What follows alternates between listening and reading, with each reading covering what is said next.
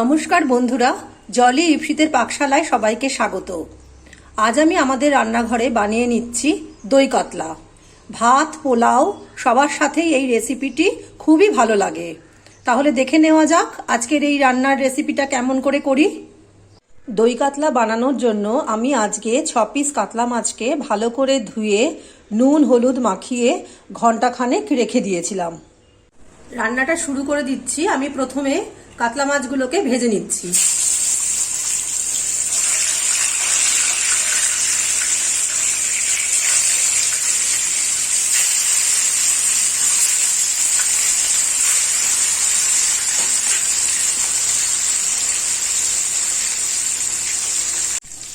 এক পিঠ মাছ ভাজা হয়ে গেছে, এবার আমি মাছগুলোকে উল্টে দিচ্ছি।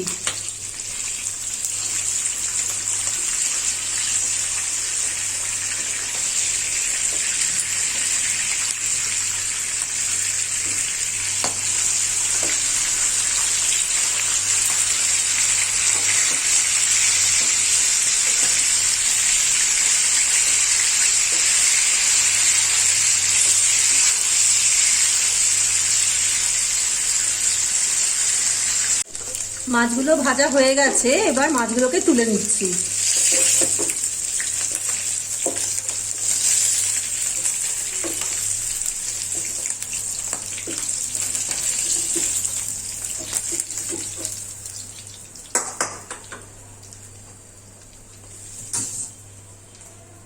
ওই তেলেই ফোড়ন দিচ্ছি গোটা জিরে, 3টে শুকনো লঙ্কা আর গোটা গরম মশলা।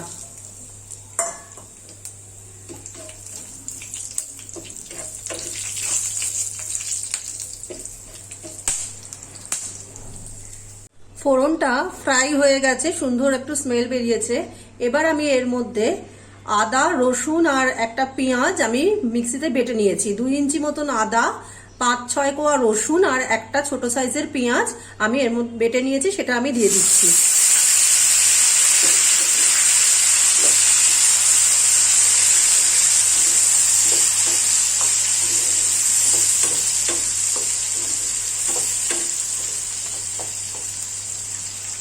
পেঁয়াজটা ভাজা হয়ে গেছে, এবার আমি এর মধ্যে চারমগজ, পোস্ত এবং কাজু বাদাম বাটা এর মধ্যে অ্যাড করছি।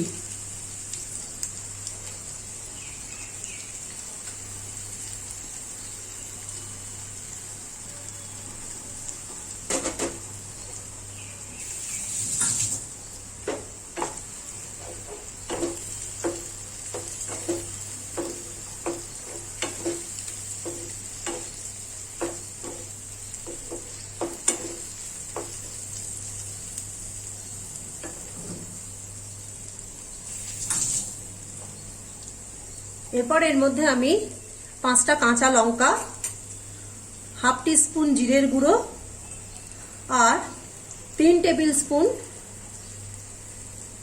টক দই অ্যাড করলাম আর দিলাম স্বাদ অনুযায়ী লবণ দিয়ে এটাকে একটুখানি কষিয়ে নেব। টক দই দিলে অবশ্যই গ্যাসের ফ্লেমটাকে লো করে দিতে হবে।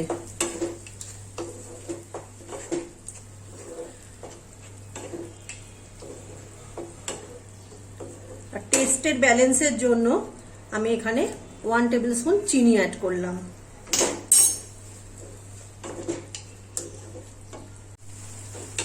পুরো মশলাটা খুব ভালো করে কষানো হয়ে গেছে, এবার আমি এর মধ্যে ভাজা মাছগুলোকে দিয়ে দিচ্ছি।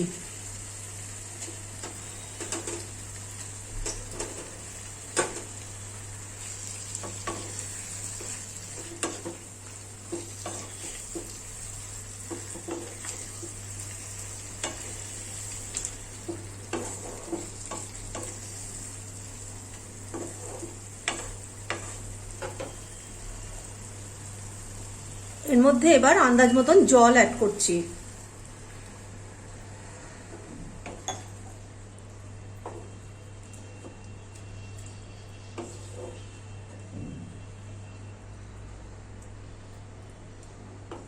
পাঁচ থেকে 7 মিনিট লাগবে এই ঝোলটা একটু ফুটে উঠতে।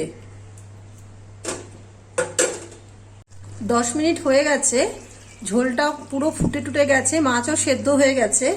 এবার আমি এর মধ্যে 1 টিস্পুন ঘি অ্যাড করলাম,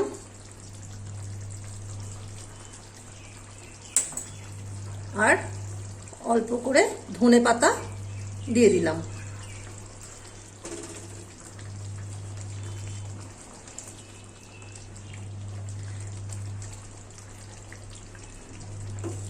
একটু নাড়াচাড়া করে, রান্নাটা আমার একদমই কমপ্লিট হয়ে গেছে, একটু নাড়াচাড়া করে আমি এবার এর মধ্যে ঢাকা দিয়ে 10 মিনিট স্ট্যান্ডিং টাইমের জন্য রেখে দেব। তারপরে আমি এটা সার্ভ করে দেব। 10 মিনিট হয়ে গেছে, এবার আমি ঢাকনাটা খুলে সার্ভ করে দেব।